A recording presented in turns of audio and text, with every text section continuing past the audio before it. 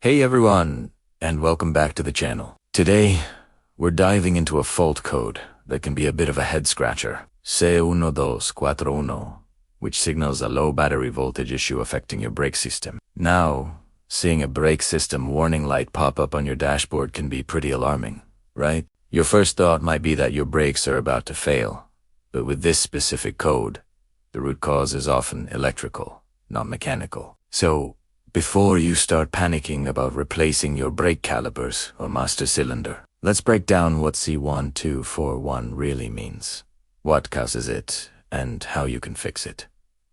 So, what exactly is the C1241 fault code? In simple terms, it means that the electronic control unit, or EC, that manages your vehicle's braking systems like the anti-lock braking system, or ABS, and the traction control system has detected that the voltage it's receiving is too low. These advanced safety systems rely on a stable and sufficient power supply to function correctly. When the voltage drops below a certain threshold, the system can't operate reliably. As a safety measure, the ECU will disable these features and illuminate a warning light on your dash to let you know there's a problem. The code is essentially saying, hey, I can't guarantee the ABS will work right now because my power is low. Now, let's talk about the common culprits behind this code. The most frequent cause, by far, is a weak or failing battery. A car battery that's old or couldn't hold a proper charge is the #1 reason you'll see a C1241 code. As batteries age, their ability to deliver consistent voltage diminishes, especially under load. This problem is often more noticeable during cold weather when the battery has to work harder to start the engine. Another major cause is a faulty alternator. The alternator's job is to recharge the battery and power the car's electrical systems while the engine is running. If the alternator isn't producing enough voltage, the battery will slowly drain, and eventually, all the electronic modules in your car, including the brake control module, will be starved for power. You might also notice your headlights dimming or other electrical gremlins.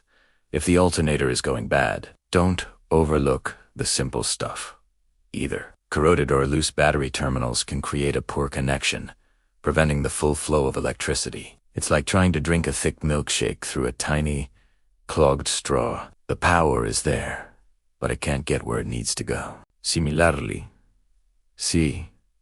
a bad ground connection for the brake control module or the battery itself can cause all sorts of strange electrical issues, including this fault code. So, how do you go about diagnosing and fixing this?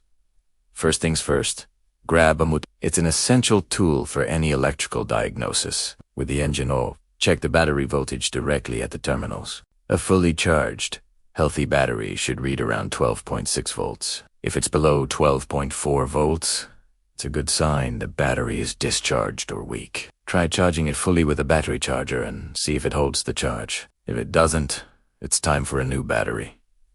Next, start the engine and check the voltage again. With the engine running, you should be testing the alternator's output. A healthy alternator should be putting out somewhere between 13.7 and 14.7 volts. If the voltage is close to the battery's resting voltage or lower, your alternator is likely failing and isn't recharging the battery. While you're under the hood, give those battery terminals a thorough inspection. Look for any white or greenish, crusty buildup that's corrosion. Clean it off with a wire brush and a mixture of baking soda and water. Make sure the terminals are tightened securely onto the battery posts. A loose connection is an easy fix that's often overlooked. Trace the main ground wires from the battery to the chassis and engine block to ensure they are clean, tight, and free of rust.